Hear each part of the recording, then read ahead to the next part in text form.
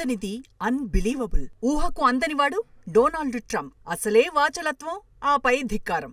ఇంకా అమెరికా అధ్యక్ష బాధ్యతలు చేపట్టబోయే ఆ వ్యక్తి ఎలా మాట్లాడతాడో ఊహకు అందనే అందదు. ప్రపంచం తన పాదాల దగ్గర ఉందని భావించే వ్యక్తి డొనాల్డ్ ట్రంప్. అమెరికా అధ్యక్ష ఎన్నికల్లో ట్రంప్ రెండోసారి విజయంతో పలు దేశాల్లో ఆందోళనకు కారణమవుతోంది. వాస్తవానికి విజేత ప్రతి ఒక్కరి అభిప్రాయాన్ని గౌరవిస్తాడన్న భావనకు భిన్నంగా ట్రంప్ రెచ్చిపోతాడేమోనని చాలా మందిలో భయాందోళనలున్నాయి. ప్రపంచ రాజకీయాలకు జనవరి 20 కొత్త దిశానిర్దేశం చేసే అవకాశం ఉంది. ప్రపంచవ్యాప్తంగా ఎన్నో మార్పులకు జనవరి 20 తర్వాత బీజం పడే అవకాశం ఉంది. అందుకే ఆ రోజు కంటే ముందు చేయాల్సిన, చక్కబెట్టాల్సిన కార్యక్రమాల గురించి అమెరికా మేధావులు ప్రణాళికలు రూపొందిస్తున్నారు. ఇంకా అమెరికా కొత్త అధ్యక్షుడిగా డొనాల్డ్ ట్రంప్ బాధ్యతలు స్వీకరించడానికి 40 రోజుల వ్యవధి మాత్రమే ఉంది. ఆలోగా చేయాల్సిన పనులన్నింటినీ చక్కబెట్టాలని అగ్రరాజ్యం పథక రచన చేస్తోంది. అమెరికా కొత్త అధ్యక్షుడిగా డొనాల్డ్ ట్రంప్ రెండోసారి ప్రమాణ స్వీకారం చేసేలోగా పలు అంశాలపై స్పష్టత ఇచ్చే అవకాశం ఉంది.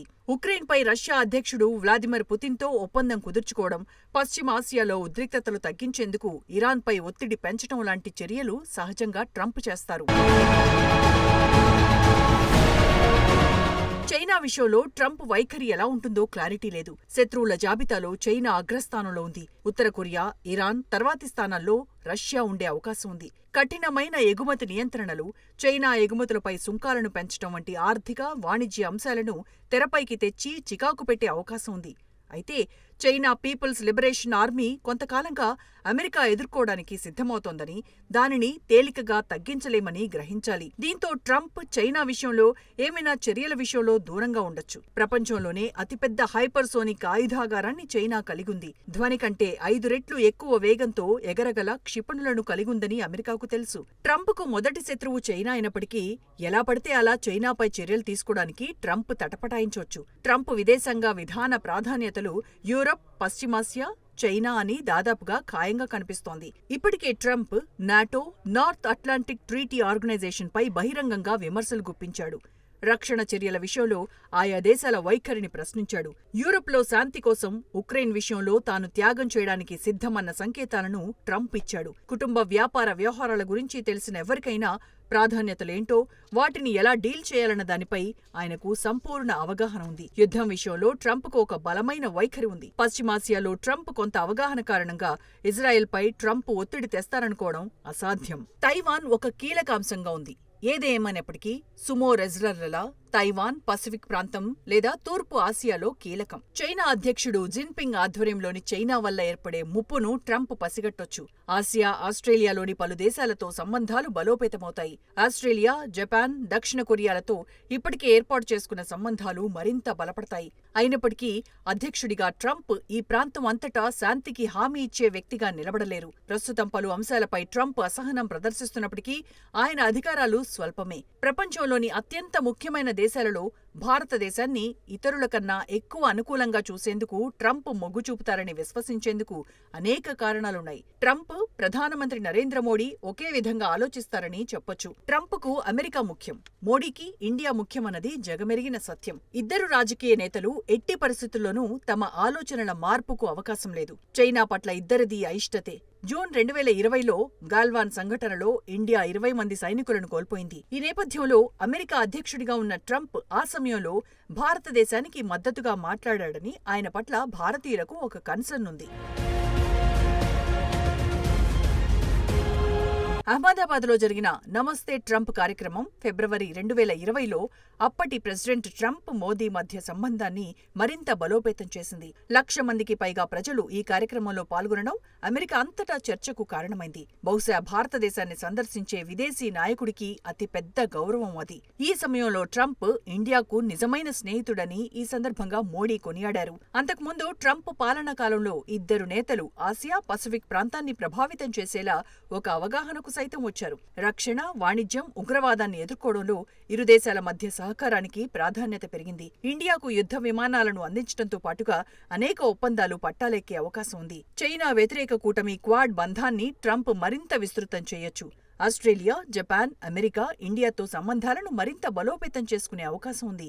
బంగ్లాదేశ్ విషయంలో ట్రంప్ దూకుడుగా వ్యవహరించే అవకాశం ఉంది. హిందువులపై దాడులను ఎన్నికల్లో ప్రస్తావించడం ద్వారా భారతీయ ఓట్లను గంపగుత్తగా ఆయన రాబట్టుకోగలిగారు. ప్రస్తుతం ఆయన బంగ్లాలోని ఇస్లామిక్ సంస్థల నుండి విమర్శలు ఎదుర్కొంటున్నారు. బంగ్లాదేశ్ మాజీ ప్రధాని షేక్ హసీనా దేశం విడిచిపోవడం, తిరిగి అక్కడ ఆందోళనకర పరిస్థితుల నేపథ్యంలో సీన్ ఎలా ఉంటుందో చూడాలి. పశ్చిమాసియాలో ఇజ్రాయెల్ సాగిస్తున్న దండయాత్ర విషయంలో కానివ్వండి, సిరియాలో కొత్త ప్రభుత్వ ఏర్పాటు అంశంలోనైనా అమెరికా ఎలా వ్యవహరించాలన్న దానిపై లెక్కలు వేసుకుంటోంది. సిరియా విషయంలో అమెరికా దూకుడు ప్రదర్శించింది. సుదీర్ఘకాలం అక్కడే దేశాధ్యక్షుడిగా ఉన్న అసద్ సర్కార్ను కూలదోయటంలో పరోక్ష హస్తం అమెరికాదేనని పశ్చిమాసియా మొత్తం చెవులు కొరుకుంటోంది. మళ్లీ ట్రంప్ బాధ్యతలు చేపట్టిన తర్వాత పరిణామాలు తమకు ప్రతికూలంగా మారుతాయన్న బెంగ కూడా ప్రస్తుతం అమెరికా ఏలికల్లో ఉన్నట్టు అర్థమవుతోంది. సిరియాలో మొన్నటి వరకు ఆ దేశాధ్యక్షుడు అసద్ సర్కారుకు దన్నుగా నిలిచిన రష్యాను కాదని ట్రంప్ ఎలాంటి అడుగులు వేయబోరని అమెరికా అనుమానిస్తోంది. ఇద్దరి దోస్తీ ఇబ్బందికరంగా మారుతుందని భావించి కాగల కార్యం గంధర్వులు తీర్చినట్టుగా తన పని తాను అమెరికా చేసుకుపోతోంది. వాస్తవానికి సిరియాలో తిరుగుబాటుదారులు యుద్ధం చేసినట్టుగా కనిపిస్తోంది. కానీ అక్కడ అమెరికా అండలేకుండా తిరుగుబాటుదారులు, రష్యా మద్దతున్న అసద్ లాంటి నియంతను కూల్చడం అసాధ్యం, ఆషామాషీ అంతకంటే కాదు. రష్యా కాదంటే అక్కడ ఎవ్వరూ కూడా ఏం చేయలేరు. అందుకే రష్యా ముందు జాగ్రత్తగా అసద్ను తమ దేశంలో శరణార్థిగా తీసుకెళ్లింది. ఈ కథ ఇంతటితో ముగిసేది కాదు. వచ్చే రోజుల్లో ట్రంప్ సహకారంతో సిరియాలో అసద్ ప్రభుత్వాన్ని స్థాపించినా స్థాపించొచ్చు. ఇదంతా జరగటానికి అవకాశం ఉంది, జరగకుండా ఉండటానికి అవకాశం ఉంది. మరోవైపు అమెరికా అధ్యక్షుడు డొనాల్డ్ ట్రంప్ పాలనా పగ్గాలు చేపడితే అప్పుడు మొత్తం పరిణామాలు ఎలా ఉంటాయోనన్న బెంగ అమెరికాలో ఉంది. గతంలో ట్రంప్ శకం ముగిశాక అమెరికా ఆఫ్ఘనిస్తాన్ నుంచి తట్టాబుట్టా సర్దేసింది. ఇప్పుడు ట్రంప్ బాధ్యతలు చేపట్టిన తర్వాత ఉక్రెయిన్ నుంచి అమెరికా చెక్కేయొచ్చన్న అభిప్రాయం కూడా ఉంది. అమెరికాకు యుద్ధమంటే ఒక బంగారు బాతుగుడ్డు అని విశ్లేషకులు చెబుతారు. ఎందుకంటే ప్రపంచంలో ఎన్ని యుద్ధాలు జరిగితే ఆ దేశానికి అంతగా నిధులొచ్చి పడతాయి. ఆయుధాల అమ్మకాలతో ఆ దేశానికి కాసులు గలగల్లాడతాయి. అందుకే యుద్ధాలను అమెరికా పరమావధిగా భావిస్తోంది. కానీ సొంత లాభం ఎంతో కొంత చూసుకునే డొనాల్డ్ ట్రంప్ వచ్చే రోజుల్లో మొత్తం ఎలా వ్యవహరిస్తాడన్నది చూడాలి. వచ్చే రోజుల్లో అమెరికా విదేశాంగ విధానం ఎలా ఉంటుందన్నది ఊహించటం కష్టం. ఊహకు అందరి విధంగా వ్యవహరించడంలో పెట్టింది పేరైన ట్రంప్ మొత్తం వ్యవహారాలను ఎలా చక్కబెడతారో ప్రపంచం తలలు పట్టుకుంటోంది. అమెరికాలో మొత్తంగా డొనాల్డ్ ట్రంప్ పాలన ప్రారంభించక ముందే చాలా విషయాలపై అమెరికా స్పష్టత తీసుకొస్తోంది. రష్యా యుద్ధమైనా, ఇజ్రాయెల్ వార్ అయినా, ఇంకేమైనా సరే అంతిమంగా అమెరికా ప్రయోజనాలు కాపాడాలని ప్రస్తుత బైడెన్ సర్కార్ భావిస్తుంటే ట్రంప్ ఏం చేస్తారోనన్న బెంగ కనిపిస్తోంది. ఉదాహరణకు సిరియా యుద్ధం చూద్దాం. సిరియా యుద్ధం ఎవరికోసం జరుగుతోంది, ఎందుకోసం జరుగుతోంది మనందరికీ తెలిసిన విషయమే. మొదటి నుంచి అమెరికా సిరియాలో అసద్ సర్కారును వ్యతిరేకిస్తూ వస్తోంది. కానీ అసద్కు రష్యా మద్దతిస్తూ వచ్చింది. పశ్చిమాసియాలో ఎవరి ప్రయోజనాలు వారు కాపాడుకోవాలని చూస్తున్నప్పుడు మొత్తం వ్యవహారం ఇలా టర్న్స్ అండ్ ట్విస్ట్స్ తీసుకుంటోంది. అమెరికా ఎప్పుడూ కూడా ప్రజాస్వామ్యాన్ని కాపాడుతున్నట్లుగా మనకు కనిపిస్తుంది. కానీ నియంతృత్వ ముసుగులో ఉన్న పాలకులకు కొందరికి ఆ దేశం ఎప్పుడూ మద్దతిస్తూనే ఉంటుంది. ఇటీవల కాలంలో జరుగుతున్న అనేక పరిణామాలను విశ్లేషిస్తే మనకు అసలు విషయం బోధపడుతుంది. ఇజ్రాయెల్ విషయమే తీసుకుందాం. ఆ దేశం చుట్టూ ఉన్న అరబ్ దేశాలపై ఇజ్రాయెల్ దండయాత్ర చేస్తుంటే అమెరికా పరోక్షంగా మద్దతిస్తోంది. అదే సమయంలో వేలాది మంది పౌరులు మృతి చెందుతున్నా చోద్యం చూస్తోంది. బంగ్లాదేశ్లో ప్రస్తుత తాత్కాలిక పాలకుడు ఆర్థికవేత్త యూనస్ వ్యవహరిస్తున్న తీరును చూసినా ఇలాంటి డౌట్స్ చాలానే వస్తాయి. ప్రజాస్వామ్యం నుంచి ఆ దేశాన్ని నియంతృత్వం వైపు తీసుకెళ్తున్న క్రమం చుట్టుపక్కల దేశాలను భయకంపితులను చేస్తోంది. బంగ్లాదేశ్ పెనం మీద నుంచి పొయ్యిలో పడుతోందా అన్న డౌట్ వస్తోంది. బంగ్లాదేశ్లోని ఒక దీవిని తమకు సమర్పించుకోనందుకు కారణంగా తనను అమెరికా పదవిలోంచి దించేసిందని సాక్షాత్తు షేక్ హసీనా చెప్పారు. వాస్తవానికి బంగ్లాదేశ్లో షేక్ హసీనా ప్రభుత్వం ప్రజాస్వామ్య విధంగా పాలించినప్పటికీ ఆమె అమెరికాకు వ్యతిరేకంగా వ్యవహరించడం వల్ల తిరుగుబాటుతో పతనమైందని కొందరు అనుకుంటారు. కానీ అమెరికా తన భద్రతా దళాలను ఉంచేందుకు ప్రయత్నించిన దీవిని ఇవ్వకపోవడం వల్లే రెండు దేశాల మధ్య అగ్గిరాజుకుందని, అంతిమంగా అది హసీనా పదవి ఊడిపోవడానికి కారణమైందంటారు. గతంలో పాకిస్తాన్ ప్రధానిగా ఉన్న ఇమ్రాన్ ఖాన్ను తొలగించే విషయంలో అమెరికా పాత్ర సుస్పష్టం. ఈ విషయాన్ని సాక్షాత్తు ఇమ్రాన్ ఖానే అనేకసార్లు చెప్పారు. ప్రపంచంలో ఎక్కడ ఏం జరిగినా ఎలాంటి మార్పుల గురించి చర్చ జరుగుతూ ఉంటుంది. గతంలో ఓ నానుడు ఉండేది.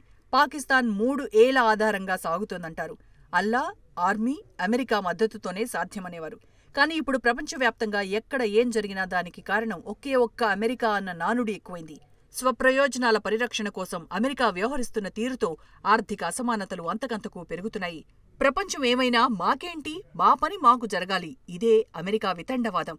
మొదటి నుంచి అమెరికా సాగిస్తున్న దమన నీతి ప్రపంచాన్ని నిప్పులు రాజేస్తోంది. వచ్చే రోజుల్లో అమెరికా అధ్యక్షుడిగా ట్రంప్ బాధ్యతలు చేపట్టిన తర్వాత జరిగే పెను విస్ఫోటాలు మనల్ని ఆశ్చర్యానికి, అనుమానాలకు, ఆందోళనకు గురిచేస్తాయి. ఇండియా విషయంలో అమెరికా అధ్యక్షుడిగా మళ్లీ డొనాల్డ్ ట్రంప్ బాధ్యతలు చేపట్టిన తర్వాత మోడీ స్వాగతించవచ్చు, పరిస్థితులు ప్రతికూలంగా ఉండొచ్చు. అయితే డెమోక్రాట్ల జమానాలోనూ ప్రధాని నరేంద్ర మోడీ అమెరికాతో సన్నిహితంగా మెలిగారు. గతంలోనూ అదే పంథా కొనసాగించారు. ఇప్పుడు కూడా అదే పంథా కొనసాగించే అవకాశం ఉంది. అయితే ఇండియా చుట్టూ ఉన్న దేశాలపై అమెరికా సాగిస్తున్న రాజకీయ క్రీడ ఇండియాకు ఆందోళన కలిగిస్తోంది. 2025లో జరగబోయే విపత్తులపై నోస్ట్రడామస్ ఎన్నో అంచనాలు వేశారు. ఇటీవల కరోనా కల్లోలం గురించి ఆయన ముందుగానే చెప్పారు. వచ్చే ఏడాదిలో ప్లేగు వ్యాధి ప్రపంచాన్ని భయభ్రాంతులకు గురిచేసే అవకాశముందని నోస్ట్రడామస్ చెప్పారు. ఇంగ్లాండ్ దేశాన్ని ప్లేగు అతలాకుతలం చేయొచ్చన్నాడు. 2024 పూర్తి కాబోతుండగా 2025 గురించి ఆయన అంచనాలపై చర్చ మొదలు కావటంతో ఆయన కీలకంగా చెప్పిన 2 అంశాలు ఫోకస్ అవుతున్నాయి. ఫ్రెంచ్ జ్యోతిష్కుడు, వైద్యుడైన నోస్ట్రడామస్ 1500 సంవత్సరాల కాలంలో జీవించాడు. అడాల్ఫ్ హిట్లర్ అధికారంలోకి వస్తాడని, సెప్టెంబర్ 11 దాడులు జరుగుతాయని, కరోనా వంటి మహమ్మారి వస్తాయి అన్న సందేశాలను అందించాడు. 1555లో ప్రచురించిన ది ప్రొఫెసీస్ పుస్తకంలో రాసిన రచనల ద్వారా ఆయన ప్రపంచంలో జరగబోయే అద్భుతాల గురించి 500 ఏళ్ల క్రితమే వివరించారు. 2025లో లండన్లో వ్యాపించే ప్లేగు లాంటి వ్యాధి ప్రపంచం మొత్తంపై ప్రభావం చూపించవచ్చని, యూకే గ్రహ శకలం మానవాళిని కంగారు పెట్టొచ్చన్నాడు. అయితే చాన్నాళ్ల నుంచి జరుగుతున్న ఒక యుద్ధానికి 2025లో ఫుల్ స్టాప్ పడే అవకాశముందని కూడా నోస్ట్రడామస్ అభిప్రాయపడ్డారంటారు. ఆ యుద్ధం రష్యా ఉక్రెయిన్ యుద్ధం కానీ, పశ్చిమాసియాలో జరుగుతున్న ఇజ్రాయెల్ అరబ్ దేశాల యుద్ధమైనా కావచ్చు. దీర్ఘకాలిక యుద్ధం వల్ల సైనికులంతా చనిపోతారని, డబ్బు ఖర్చయిపోతుందని, బంగారం వెండి కూడా లభించదని, లెదర్తో సరిపెట్టుకోవాల్సి వస్తుందన్నాడు. ఫ్రాన్స్, టర్కీ మధ్య ఘర్షణ తప్పదన్న భావన వ్యక్తమవుతోంది. అధ్యక్షుడిగా బాధ్యతలు చేపట్టిన తర్వాత కరోనా పరిహారంగా ఇచ్చిన చెక్కులపై తన ఫోటో పెట్టుకోకపోవడం తన చేతగానితనమని వ్యాఖ్యానించారు ప్రస్తుత అమెరికా అధ్యక్షుడు జో బైడెన్. కనీసం ట్రంప్ను కూడా తాను ఫాలో కాలేకపోయానంటూ విచారం వ్యక్తం చేశాడు. ట్రంప్ చేసినట్టుగా తనను తాను ప్రచారం చేసుకోకపోవడాన్ని విషాదంగా ఆయన అభివర్ణించారు. చరిత్రలో ఏ దేశాధ్యక్షుడూ చేయనంత సాయం చేసినా దానివల్ల తనకు గాని, తన పార్టీకి గాని ఎలాంటి మేలు జరగలేదని వాపోయారు. చివరగా ట్రంప్ చేస్తున్న మరో ఘనకార్యాన్ని చూద్దాం. అధ్యక్షుడిగా ట్రంప్ బాధ్యతలు చేపట్టక ముందు ప్రపంచ దేశాలు వణికిపోయాయి. ఎందుకంటే ఆయన 4 ఏళ్ల పాలనలో చేసిన అరాచకాలు అన్నీ ఇన్నీ కావు. బాధ్యతలు చేపట్టక ముందే అగ్రరాజ్యంలో విద్యను అభ్యసించే విద్యార్థులు, ఇతర ఉద్యోగులు వచ్చేయాలంటూ యూనివర్సిటీలు, సంస్థలు కోరడాన్ని మనం చూస్తూనే ఉన్నాం. ఇక జన్మతః అమెరికాలో పుట్టిన పౌరులకు పౌరసత్వం వచ్చే చట్టాన్ని సైతం ట్రంప్ మార్చేందుకు సిద్ధమవుతున్నారు. తెల్లోళ్ల జనాభా తగ్గుతుండటంతో ట్రంప్ ఈ నిర్ణయం తీసుకుంటామని ఎన్నికల్లోనూ పెద్ద ఎత్తున ప్రచారం చేశారు. వచ్చే నెల 20న బాధ్యతలు చేపట్టిన తర్వాత ట్రంప్ నిర్ణయంతో అమెరికాలో నివసిస్తున్న పలు దేశాల పౌరులకు నష్టం కలిగించనుంది. 150 ఏళ్ల క్రితం రాజ్యాంగం కల్పించిన హక్కును ట్రంప్ కాలరాయబోతున్నాడు.